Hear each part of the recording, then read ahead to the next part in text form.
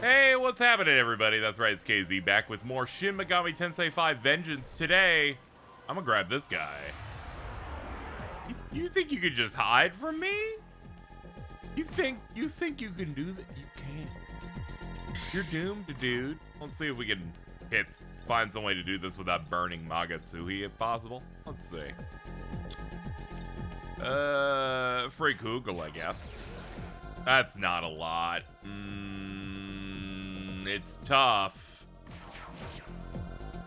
How am I gonna do this? Wait, I'm an idiot. I'm so used to cheesing through their defenses and not looking up their weakness, mainly because I'm so used to fighting groups of 4. We can just do this. We're fine. Shatter like glass. Anyway, nice. Last time, we got the remaining keys we need, opened up the Temple of Eternity, and cleared out a lot of quests. There are not many left. One of them that we have to do, coming up here, is dealing with the Seraphim and Archangels, like Michael. I think they're not called Archangels in this specifically because they served Baal, as opposed to serving God.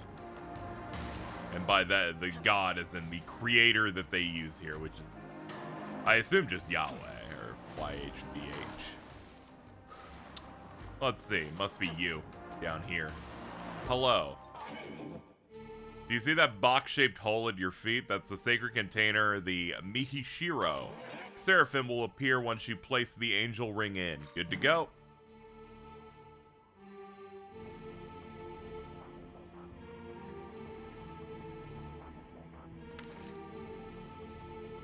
The Magatsui of the slain Seraphim is beginning to gather. I'm shaking alright. Full jank. There's the shot.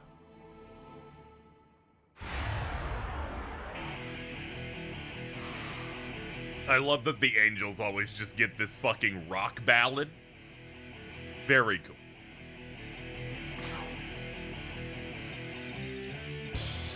Alright, let's slowly get info on each one of them.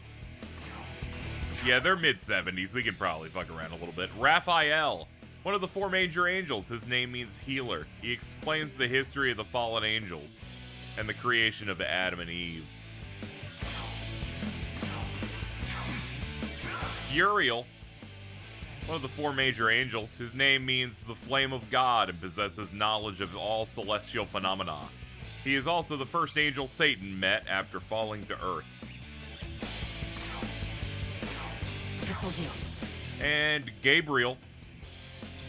We got one of the first of the 4 major angels. The name Gabriel means God is my strength, acting as a messenger for God. Gabriel is the one who informed the Virgin Mary of her pregnancy.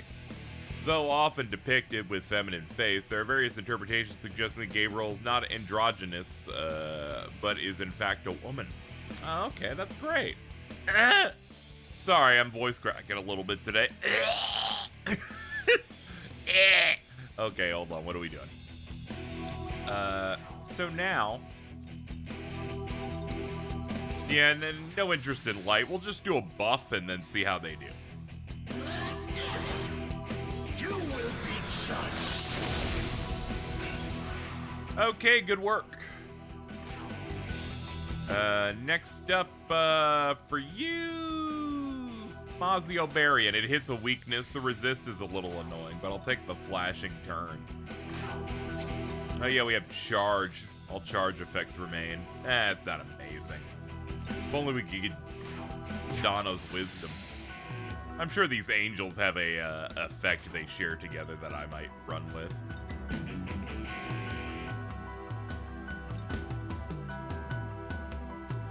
Yeah, this has Pierce. Go for it.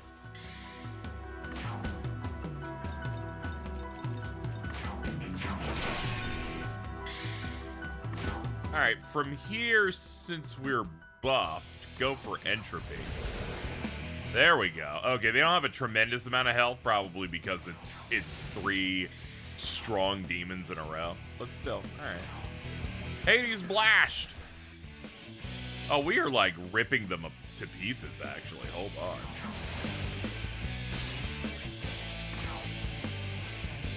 Formless arrows or Mist Rush? And Mist Rush. There we go.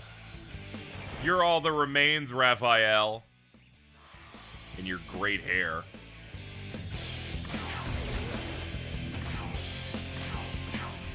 Beat him up.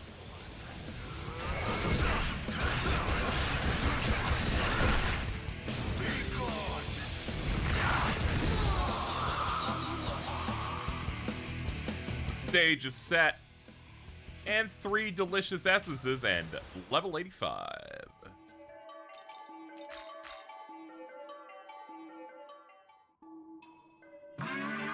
Great work! The power of the 3 Seraphim is now contained in the ring. We can free Lord Michael. No time to waste. Must hurry to the sealed door.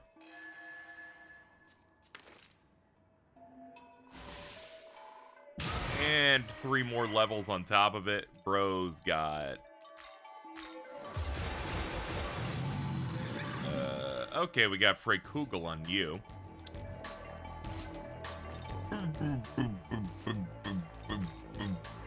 There we go. We unlock Shield of God. Greatly decreases damage to all allies till the next turn. I remember using this in one of the routes near endgame. Very useful.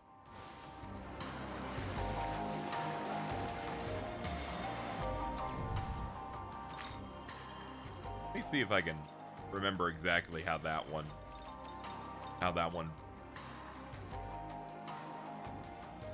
works here.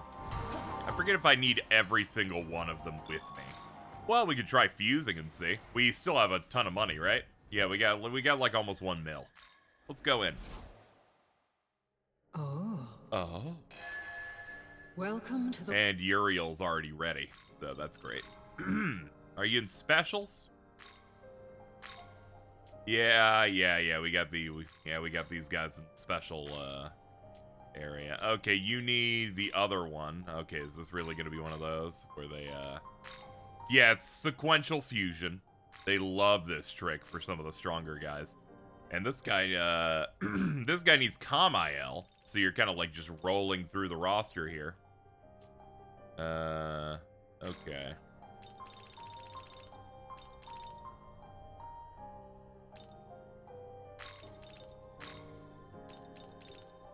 Enduring Soul, yeah, we're gonna want that. What do? You gotta do physical and magic. I think MP is gonna be more important than big health, probably. Hold on, you already have Akasha Guards. I think that's already, like, some of the best that I can get. Yeah, it's severe with greater effective critical, so that's technically, it's the same thing as the other one, but a little bit better.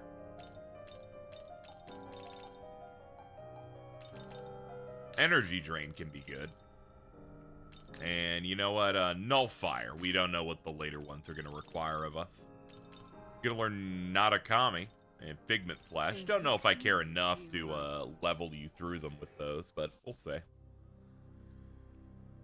Let us cast out indeed. Barbarian. What would I like to put over something for that? Ragnarok's not amazing. Random foe stuff, I think we're too late in the game for stuff like that to matter. Raphael. Only costs like 24k. Yeah, immediately giving him Akashic Arts. He's weak to fire. Well, that's great. We're just going to go ahead and put those nulls on there. Bit of an unfortunate. Some good stuff here that I can't bring everything over. It's fine. I can essence fuse certain moves, so it's not all lost if I can't put every extremely powerful thing in a row. And Gabriel, here we go for 45k, and my level's not hot. Oh shit, you're 86. That's crazy. Eventually learns that. Let's see, Waves of Order, Shield of God greatly increases. Okay, so it's not if you have all of these, you can do this type of move. Perhaps one of those exists with Michael, if you bring all of them. But we got this, removes the elements and debuffs, so we got some decent stuff coming up. Alright, so I just got to gain a level, and then I can push forward with that. So that was a good amount of good amount of fun stuff done there. And essences. Yeah, we should see what all benefits I can get from having the Seraphim in here. They get repel ice. That's great. Plop that on something that's weak to it and just say, fuck it. We got that's fine. That's just a fine set. Repel force, that's great. Great. Yeah, Uriel's like on the line of like good stuff. And then the ones as we go on up have some crazy shit. Like how Ball has drained force. Get some crazy shit as we approach. We're pretty much at end game. Not really much of an approach about it. Let's see here.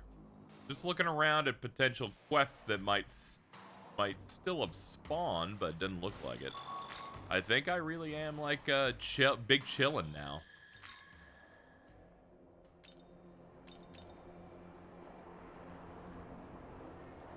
That said, we're kind of reaching like the truest of true like endgame scenarios here.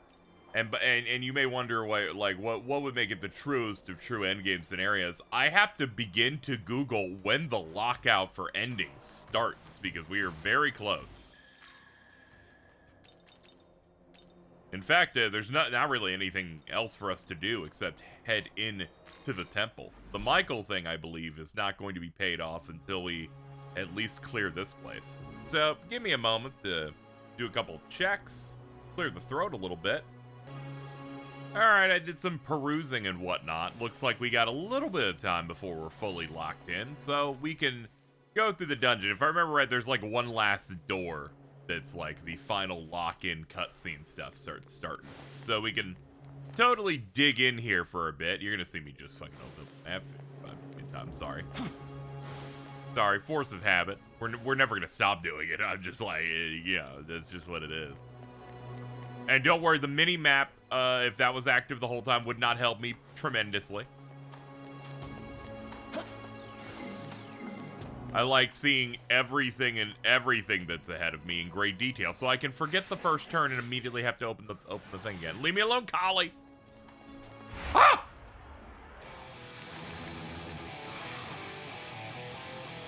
Okay, man. Whatever. Done.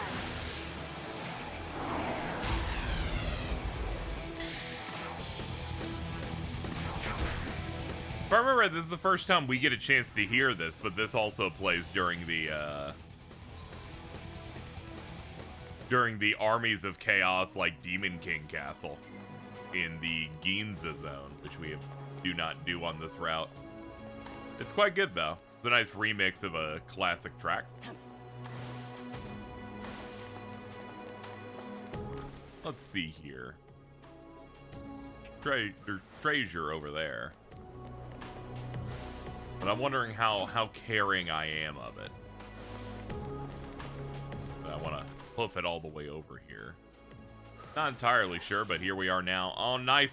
They do the backup before their swipe. Gives me a little bit of time to ignore it and not get hit. Now we follow this. It's got yummy chewables.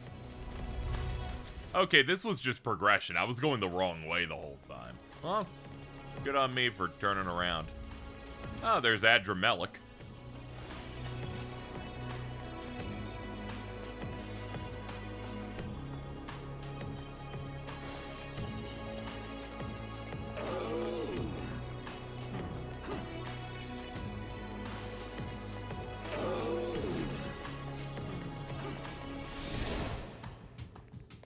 Hello.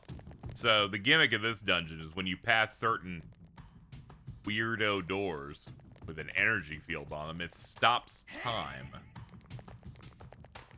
Also means you can't break any of the treasure, and any closed doors can't open because they're automatic based on you moving near them.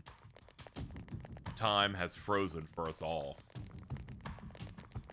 Just have to go through one of those translucent, like, green fields to reset it. This was kind of the problem I said I had with the dungeons in these, where they just kind of stance up multiple demons in a doorway to try and kind of body block you. I don't know, it just kind of feels like editor in like it's like one of those custom make your own video game levels using the game's tile sets, and they're like, I don't know, just put the enemies everywhere. It doesn't, it comes off a little tacky to me personally. Not the biggest fan of it. Alright, refresh our dudes, let's keep going. I forget if this place even has forced fights beyond like one fight at the end. When I went and did like 7 playthroughs of this game to get the platinum when it first dropped, I gotta say, this was like one of my least favorite parts going in. And that was just because you can kind of sleepwalk your way through some of those playthroughs of like, most of it is like, I do some changes at the very end of the game. So a lot of this you just kind of blaze through quickly. Which makes this place kind of like my kryptonite, in that it's the one thing you cannot accelerate quickly, like none of the dungeons, really. So it just becomes this forced, difficult thing. Because you go in New Game Plus at a high level, you can just vibrate and walk through every single enemy. And most of the plot in SMT5 Vengeance is giving you difficulty jumps for each next main plot thing. And they expect you to kind of go around and forge around. Pick up new demons, fuse something strong, do some sub-quests, do all of that, and then you'll be prepared for whatever the game's gonna throw at you. But if you're New Game Plusing and you're on a good level, you can just immediately go into the next. You can go into plot point by plot point, drastically lowering how long this game is in full, which feels great. But it does make the sections like these, where it's like a forced dungeon, a bit more of a pain, because then it's just like, yeah, just run around for 20 minutes till you can find the exit.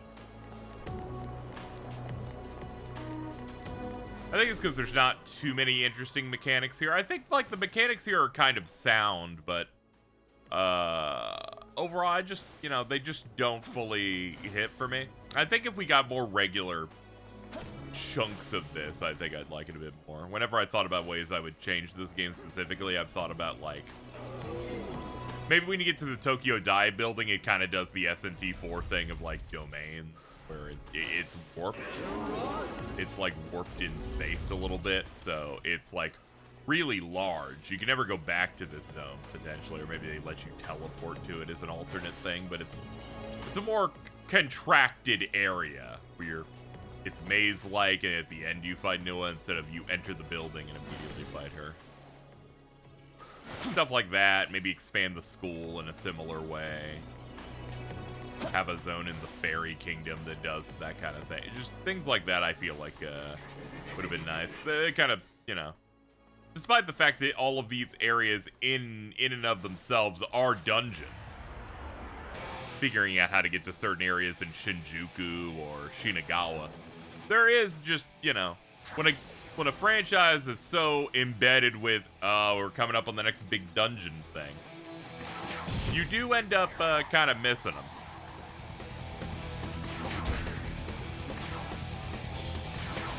Honestly, upon doing this Let's Play, I'm very glad that I did it because, one, it's been great to get back into doing this type of thing and having a video series here that's focused entirely upon the game and not entirely on off-topic conversation or just generally just vibing in a stream format. I don't have to look anywhere else except occasionally at the recording software to make sure I didn't fuck up. It's been great to just intimately enjoy a video game without anything else, just bouncing off my thoughts, having a open conversation with you, the commenter. It's been great for me because it's let me reassess this game because I played it all in one really big burst with the re-release.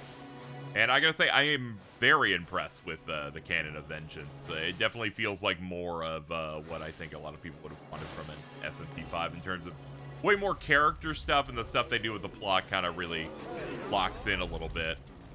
Yeah. Let's see. Let's pass this door real quick.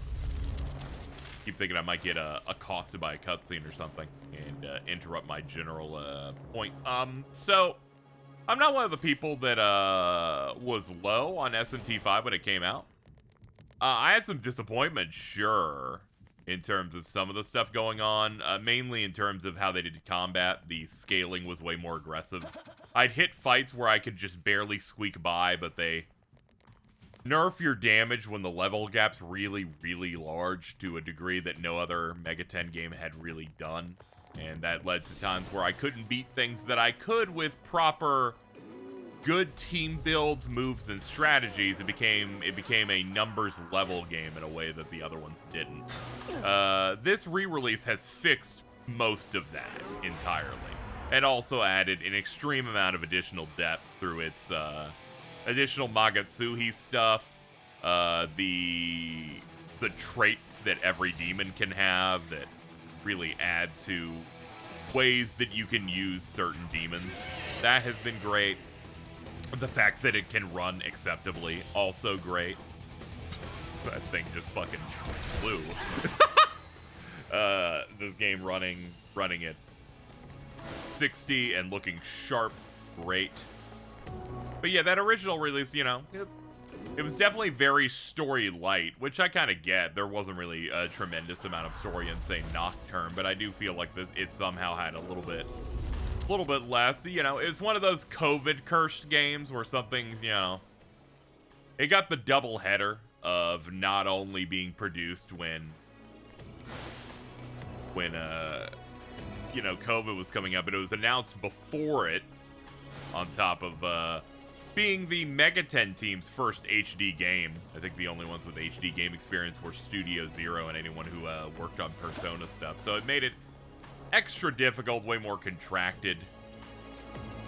Felt like it was taking forever waiting for this game finally to show anything or come out, and then it came out, and there's just some parts that were a bit rougher. Some systems and some changes weren't entirely great. And then when you finally play it, and, you know, when you have an expectation, it's like, oh, this game only has like 3 dungeons in it, and they're like big wide areas. I get why people were a little bit more negative on it from that aspect, you know. But I enjoyed for what it was, because I usually can, you know, you can see like what the intention is. The intention is to focus more on what have we done before versus what can we do now. And what we were able to do before is these intricate dungeons, because they're easier, especially for small scale games. You can make a labyrinth of one office building, and that is our dungeon, and you can add a bunch of flair to it, whether it be floors that drop out, or optical illusions making you think one wall's real when it isn't, or teleporters, and one door just warps you somewhere else, damage floor. Lots of stuff you can do there to add some flavor. But since they were going to HD, that seems like the big thing that they couldn't do before, are gigantic, wide open, intricate areas, which is what this ended up focusing on. Ultimately, I'm pretty happy with it. And a lot of my major issues I have with it are gone. Some remain, like these dungeons here I don't find to be particularly interesting to me personally. But well, I'm not going to say that every single dungeon I've ever played in a Mega 10 game has been inspiring and great.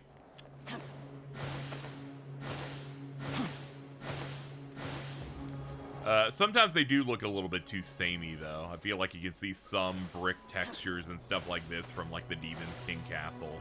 And I'm pretty sure Shakan and Demon King Castle are basically the same. They just have a different color to it. But that's just an issue with how, of SMT5 as a whole, of all of your main zones are typically using the exact same geometry. They're just color grading it differently. This time it's blue. But yeah, Canon Adventures definitely fixed a lot of my problems. Way more focus on the characters, you know? Their stuff. Some things are changed. I think some things, for me personally, I think are written a little worse for certain characters. Like, Dazai, I don't think is as strong in this as he was in Canon of Creation. I think it's mainly the lead up to his transformation. In Canon of Creation, you know, there's no Mastema in that scenario. So instead, it just focuses on, you know, taking down the Demon King and him constantly hanging out with Abdiel. And it really fits well as a plot line of like, okay, the reason that he goes on super aggressive law and order guy is because he's someone who feels like he does not matter, he doesn't have an impact in this world. he sucks, you know.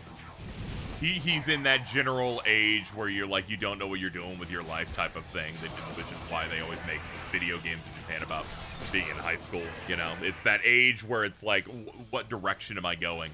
And when you take a directionless teen and then give them a powerful god that's like a leader in some way, it's kind of like, you know, indoctrination through cults and stuff like that, or making someone feel powerful or wanted or necessary. So when he has that shift and then he takes off his stupid hat and then slicks his hair back and it looks like a dumbass dirt stash, I immediately start losing it. But go, yes, I believe this. This is like some, like, you know, dumb kid loser who, you know, means well and wanted to find a place where he belongs. He found it, but unfortunately it kind of gave him a power trip and got him to take on an ideology that meant extreme cruelty for the order of the angels and gods. Here it's somewhat similar, like he explains his thought process and we know he gets a power from Mastema, but I don't know, I have a little bit more love for how they did in the other one. This is it. They keep, oh my god, don't brand me with your giant frying pan. Ow. You are so rude. I think we're gonna have to turn them into slime, ladies and gentlemen. All right, get out the slime move. There we go, they are slime. I'm trying to think about other characters that I think are handled like slightly maybe worse or have a little bit more going on in the other route. Thankfully, we don't have to say anything about Tao. Tao's in the game less. Feel like they're like in the game less in that route. I'm trying to remember exactly what happens to her in that one. I think what happens, if I remember correctly, in Canon of Creation, is Lamu is able to escape after the school dungeon and does not die. The Kadishu don't show up. They're a vengeance exclusive. So you go to Shinagawa in pursuit, and I believe the end game for that, I have to go left. The end game for that scenario is, instead of fighting Atsuta at the end of Shinagawa in a forced fight formed by Asheth, we just fight Lamu's final form, which we showed off. I used it as a demon for a little bit. After, I believe, fully absorbing that poor girl whose name I forget, who's voiced by Erica Limbeck. And that, I believe, causes Tao to die. Like, Tao gets killed because we couldn't act fast enough, otherwise known as she died in a cutscene, which means it was cheating. The ultimate rule of narrative-based, they cheated, alright? So Sephiroth cheated many a time. So she dies there, and then she is not heard or seen from again until she enters her goddess Panagia form that we have now, that I'm not using because I don't think it's particularly that good for what her kid has. It's fine if you don't have something that fits her niche, but I have plenty of demons. Like, we're someone who fills the compendium. We're gonna have plenty of good stuff. But yeah, she didn't show up again, and then she shows up mainly to serve the things that she's going for, ultimately. And unfortunately just becomes, you know, she loses a lot of her personality that existed from when she was Tao Isenokami, you know. And we've seen it even here, where it's just like, a lot of those things are just kind of gone as she has to fulfill her duties as we try to remake the world, whatever. It's been interesting seeing what they've tried to do with her character in the Vengeance route compared to what we already had. It's hard for me to it's a tough one for me because I find some of her character in Vengeance, the way her way of life, a little intolerable. It's not terrible. It's just her level of like everything will be fine optimism is, you know, I'm a little too cynical, I think, and I try not to be. Even that's a little too much for me personally. I'm like,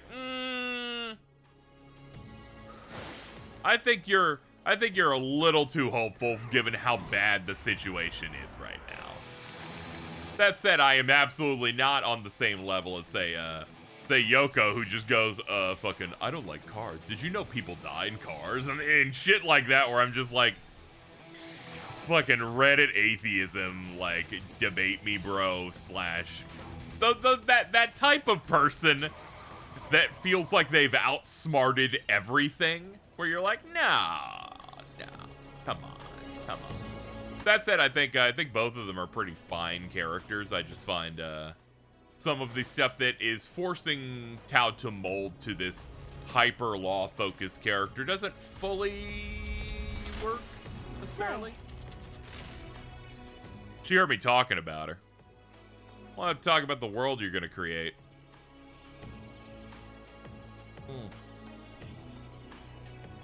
The thing is, after awakening as a goddess, my old self should have faded away, so it's not really necessary.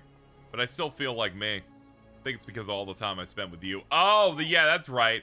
They say that she has a little bit of her essence here because we're doing this route. You see, I didn't think she had any of this left because they just didn't have her do anything in any of the cutscenes in Taito, except for one quest where she's like, this was the correct thing to do, actually. A world where all of humanity's dreams can come true. I don't know, that feels like that'll be hard. Yeah, for sure, it won't be simple, but it's not impossible. With all these different lives, a different perspective won't be easy to make everyone happy. And as the new ruler, you need to watch over your people and guide them for a long, long time, but I think that's a price worth paying, right?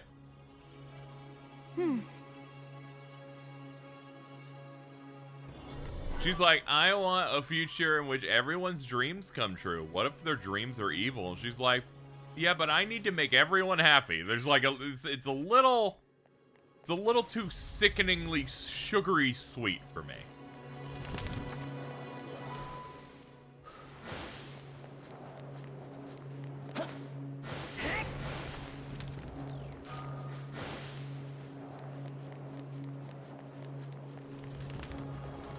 But yeah, I tend to lean away toward like law representation characters in these games. Typically because one, they come off too much like a boring super cop. And they're just a little bit too plain for me, you know? I feel like you gotta put a lot of work to make like representations for characters compelling if they're gonna represent an alignment in that way. And the lawful good style character just becomes a little bit difficult. I feel like Devil Survivor did a better job of this type of thing, but more often than not, I tend to feel like the law ones end up a bit weaker, whereas chaos ones feel more generally approachable or interesting. But even they can fall into the same type of thing of like might makes right, you know. Let the strong survive while the weak perish, and that kind of thing. But generally, that's kind of where I've always kind of lined up. Generally, I haven't actually looked at what my alignment choices here are. I will say our lock is going to be dependent on all of the choices that I've made. The Canon of Creation route has several endings that you can do, and all of them wrap into being based upon what you chose to do. At the very end, you get like a set of choices, and if you did a couple of certain things, you completed a certain amount of quests, you can get another additional ending. It's like the truest ending that you can gun for. But yeah, which is interesting. They basically got to do two versions of the SMT experience. They got more of the Nocturne style, choose from a variety of things that don't exactly spell it out for you. And then they gave you this one, which is the more basic thing that you get from them, which is based on your choices, you're locked into a law or a chaos type of thing. Interesting that this route does not contain a neutral route. I think it's because they considered everything they did over on the other one to be more of a that's the neutrality. Whereas here it really digs into a choice that you're making through your own actions, which also makes sense. A lot of people bristled at the original release's route not having the choices you make in quests and stuff technically really matter ultimately into what would happen later. SMT4 famous for being really annoying with alignment in that You get points for basically almost every choice you're making in the game that are pushing and pulling you in one direction. And if you somehow manage to have the point value that's like within a range of like 12 or 16 or something of some sort, you can land in neutral. And neutral has, you know, its own unique stuff going on. Ultimately, I find a lot of neutral endings sometimes to be a bit of a bust at times. That one you have to do several upon several quests for than any of the other ending routes. And I gotta say, most of them not very interesting at all. It's kind of a pain in the ass. Gives you the most fights. Also, they did a post-release DLC that had a pretty unique-looking final boss that would have fit way more as being your neutral ending exclusive boss. But instead, they just had you fight the, you know, the law rep and the chaos rep, and then the game's done. I think an issue that I think Megaten has typically had, if I could sidebar into that, is how they handle their alignment endings in games, where they'll go, okay, they don't give the same weight to law and chaos in a lot of these that they give neutral, where they give neutral a lot more sauce. More cool shit happens when you don't pick the defaults. They take more work, you get you get something else, but sometimes it's like they don't give enough uniqueness to neutral, and other times they like end the other ones very early. It's a tough balance that I don't think they've ever been able to fully crack into. I think Nocturne had the best chance of doing that, but even then they give you the true demon ending in that from the Western release and the Maniacs releases onward of that game, which kind of makes it so that it's like all the other choices, they're not the real one. That's not the real thing you're going for, because you're missing out on more game. In a perfect world, I feel like there'd be a law, chaos, neutral route in these games, and then they would extend and have their own unique end games where they have extra bosses and they really push what it is you're getting out of it. Because most of the time here, it's just, you've locked into this ending. You may get one more boss than usual. You may get one less boss that wouldn't show up because you've chosen an alignment that doesn't need them. You get that kind of thing. But nothing like truly substantial, which is kind of what I'm looking for. Again, I guess this wraps into Devil Survivor. I think that one with the re-release gave you another 8th day to do things, and they had a few different routes there that had different stuff happening in it. That's the kind of thing I'd probably be looking for. It expands it a little bit. I think SMT4 was kind of my breaking point for it, because Law and Chaos, very short endings, whereas the neutral one, long and boring, and doesn't give you any unique new bosses, except for one that was locked behind DLC that very clearly felt like should have been, maybe you make that the final boss of the neutral round. Some may say that thing's incredibly difficult. I'm like, yes, well, obviously they changed up the encounter design when it was clear it was not going to be a main story boss, but instead an optional little guy. I feel like that kind of stuff would help out a lot, because it does kind of make it feel like you picked an alignment if it just ends really quickly and is very not that exciting. There's another one that has so many more quests and other things to do. Content of being good notwithstanding, does make you feel like it's like, well, why do I pick that one? You know, it kind of makes them feel a little bit lesser.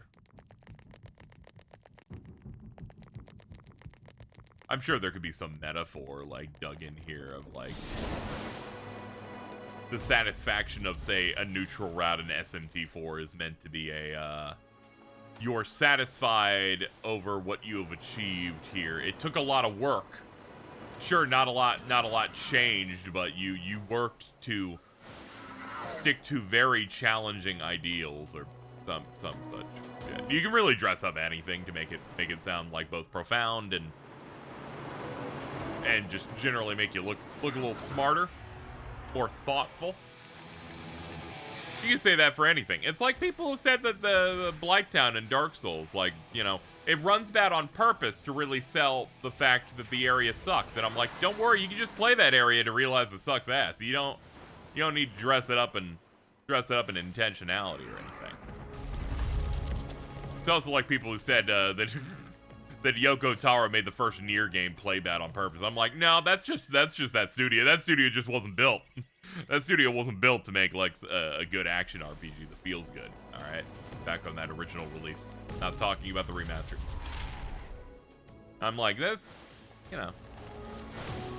But overall, I feel like my ideal Mega 10 would probably be like combining some stuff here.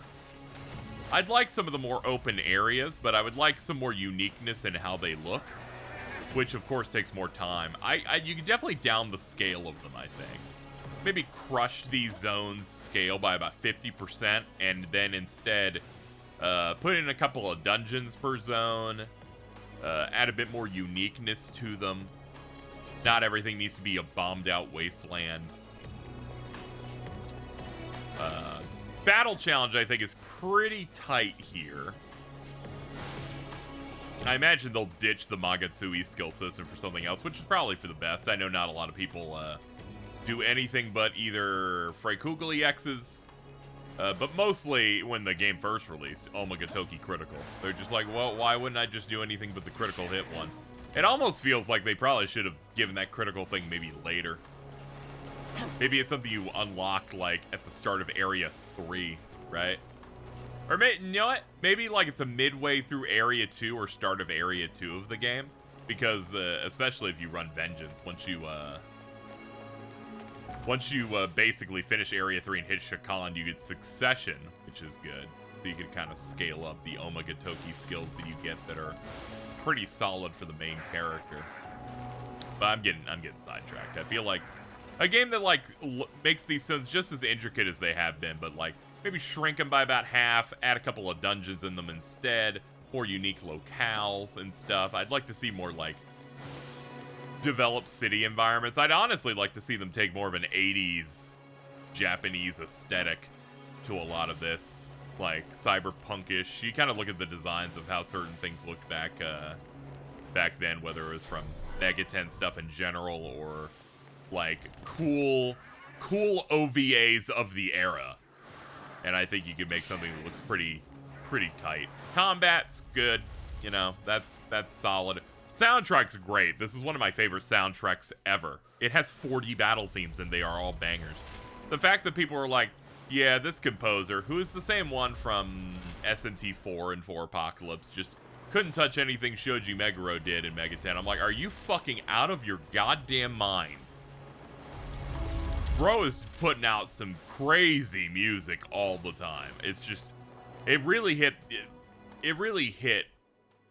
the marks of what I now associate as Mega 10 music, which is ethereal bells, awesome guitars, and almost like a horror aspect to how some of the sounds. It's like, it's got like some screams to it. It's got this, an unearthly vibe exists within the soundtrack of this game, and it hits a flavor that I'm not really getting from other stuff that I think succeeds tremendously.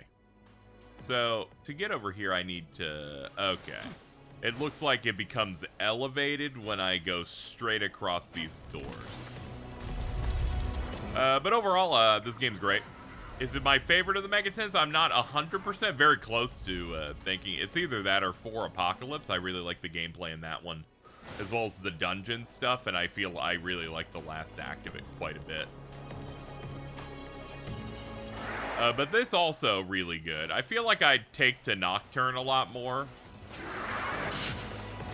You know, and I definitely really liked it when I first played it, despite all of its ball-breaking difficulty and how much of a pain it is. But overall, I like its vibes and atmosphere quite a bit. The voice acting add through the remaster is great. But there are plenty of dungeons in that where I'm like, oh, this dungeon sucks. Like, I don't know if I need to be here, that kind of thing.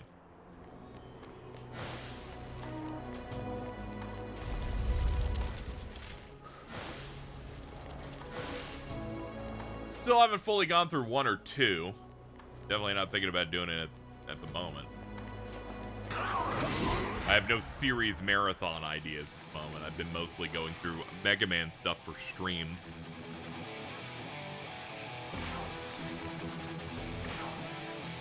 Alright, let's blow him.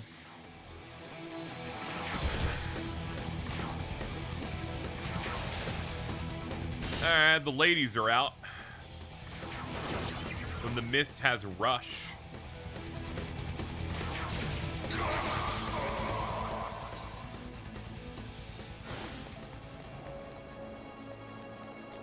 But yeah, it made sense mostly to talk during these and have general conversation, because this dungeon really, the mechanics aren't tremendously difficult. You just kind of eyeball it a little bit and go, okay.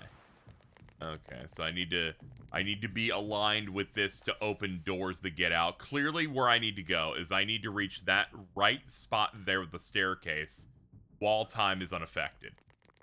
And the problem is figuring out a route that has open doors, or at the very least can reset our clock. So for example, we pop out here, it resets, but that is active and will restop the clock. And then you look at the map here, I can go up, up, and over. So as you can see, the puzzle, not hard. Like, you can just eyeball it and be like, in 15 seconds, okay, we got it. Feel like they could have gone a little further on here, but I know they were a bit of strapped on time, and making games are hard. As I become older, I become more understanding of that kind of thing. Make sure we're fully prepared. Okay, we are finally done with the dungeon. That was like the last puzzle.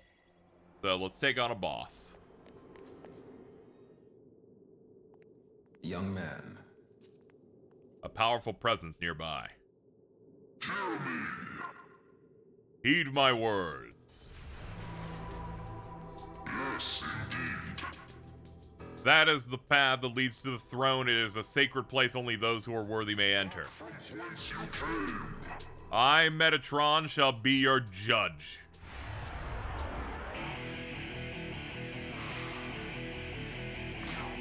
Oh boy.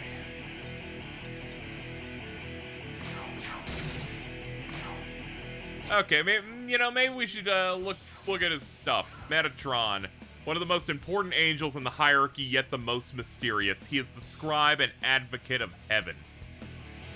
Damn. No weakness. No light. Resist the 4 major elements. Pretty strong. 79 though. We can do this.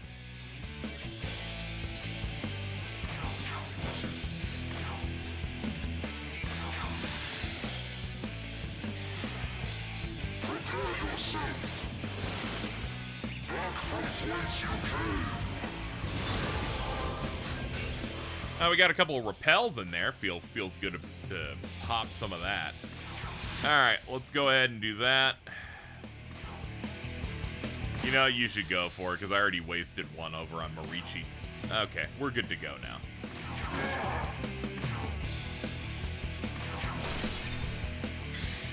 Got some delicious crits there. And let's do Mother Earth as well. How dare you, Dakaja? You're wasting my time. I don't appreciate it. Pass it up. Candy it.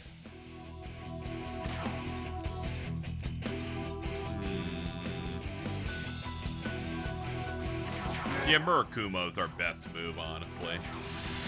Yeah, we're hitting with these because we're trying to maximize damage here. There we go. That wouldn't have done as much if we weren't, like, massively buff. Damn it. His AI's too smart. Granted, we could just loop this and do marginal damage, and then he doesn't get to do much, but I think I'll be mature about it. Alright, let's see. What else is he gonna do? He's probably gonna do a light-based attack, it looks like. That's not gonna be too bad if he goes for us, I guess. Alright, keep on draining.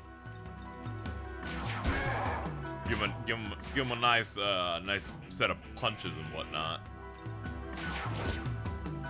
Alright, let's see what his crit move is. I figured. It's gonna hit a couple people, but bounce. Oh yeah, it's two blocks and 2 reflects, huh? Yeah, you weren't... He's not very good, is he? Like, not to be rude, but I'm not really seeing much impressive here.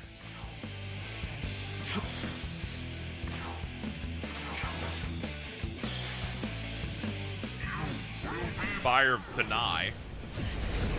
His signature. And then into a block. Let's see. Fire of Sinai. 3 to 7 you medium almighties to random foes. Increases damage of users' almighty attacks based on number of hits dealt by allies during the turn. So you pair this with Fire of Sinai. So really big buff, 3 to 7 hits. Put him in the back of the group.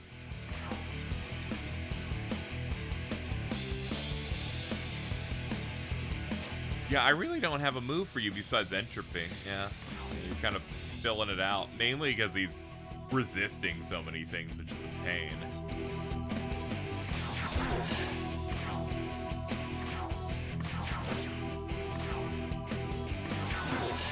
Trying to see if I can get missed on this guy. He's resist, so he can at very least get hit by it. If he's feeling nice. Alright, he's buffing himself now. Preparing for a big hit. I love Metatron. He's one of those demons that can't show up early. He's always got to be a near endgame threat in some description. Alright. Oh, we got Charmed. Nice. I forgot that that's even a thing that can occur with that move.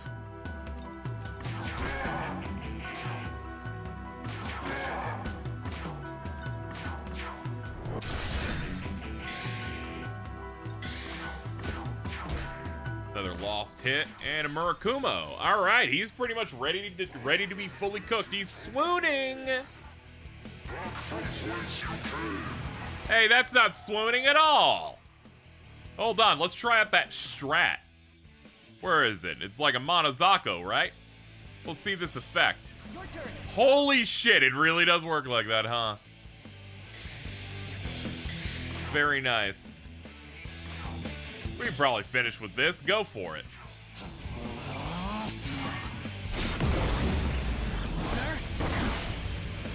Hurricane!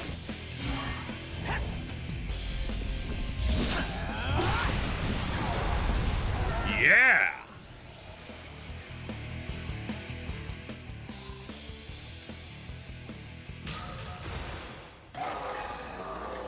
Oh, good for you, young man. High force. High force is pretty good. Drop my Makakagacha bomb. Metatron unlocked for fusion and to the Empyrean.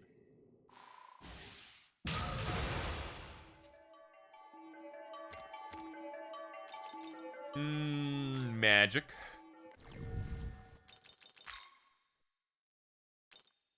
Alright, so we finished to the Empyrean. That's good.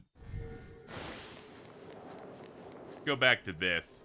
Major plot stuff obviously going to go down once we go through that door. I'm interested. Is this enough to open up anything? Like, say, additional moves for Tsukuyomi? I'm not entirely sure. That'd be great. I'd love that. The world would love that. Not yet. Okay, I think I have to actually... Yes? I think I have to actually reach the Empyrean first before I can get the last set of moves, which is a pain. Would have loved to do that now. They're making me push a little bit further, sadly. Let me check Leyline Crossing here. Anything else propagating? Any new quests anybody wants to say they love me before I go and do something else? I'm just saying you have perfect opportunities to give me shit to do. I'm just saying you could have given me. If anybody wanted to go hang out next Friday, like we could maybe. No, okay. Let's check World of Shadows then before we get ready to end this episode because there's no reason to push further. Demons they be gathering in the World of Shadows. Let's see. We've got Essence stuff, apparently. What new ones we got? Oh, we got Metatron.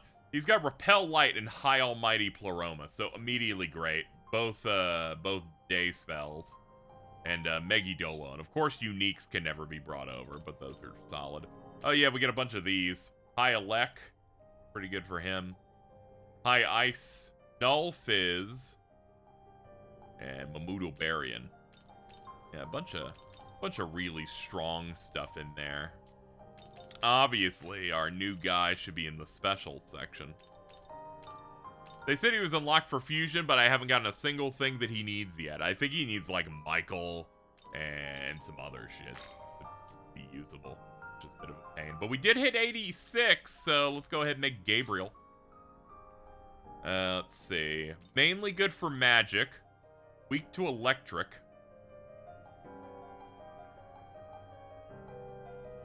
Gets high ice, so we could probably ignore the high force. Let's pick up Enduring Soul and big mana.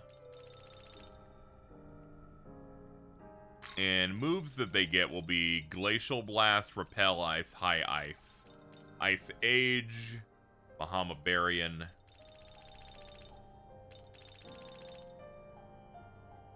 If you have Bahama Barian, alright, that's kind of solved. And give you Null Force and Energy Drain. Is this demon to your liking? Together we shall purge this land. Okay. Damn, bitch. You don't need to be saying all that. Let's calm down. Everything's fine. Let's see. The Magatsugi gauge increases on users' action based on number of demons with angelic order in the active party. Okay. So if you get a bunch of these guys in, you're able to spam angelic stuff a decent bit. That's cool. Even with like 2 people, that might be like a decent, justifiable enough boost. How are we doing on Compendium anyway? 90%. Pretty good, I think. I think we've done a good job here. Hold on. Anything in reverse compend that I can make that's new? No. Latest thing was 84. We're 1 off to getting Amon and Vishnu.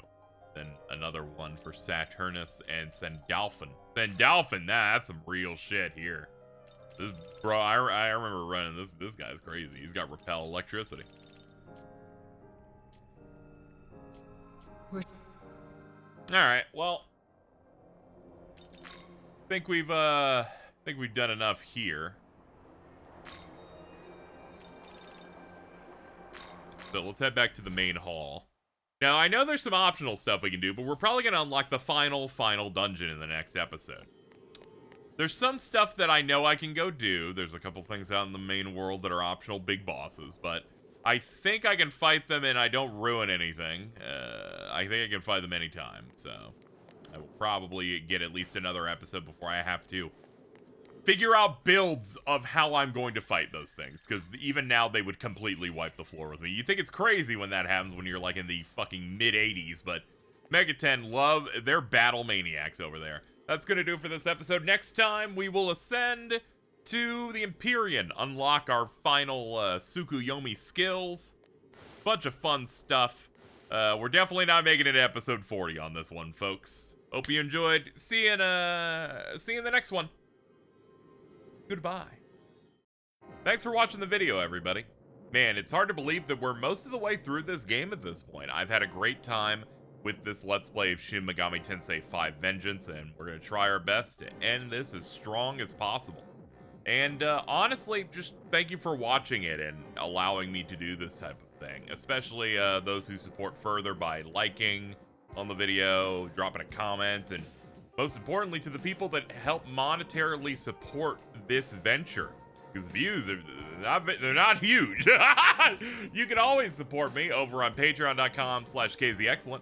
You get to appear in these credits at any amount, but if you drop $25 or more per month, you get a special shout out like these lovely people: Chris C, WTF Spider-Man, and Juicifrost. Thank you so much, and enjoy the end card.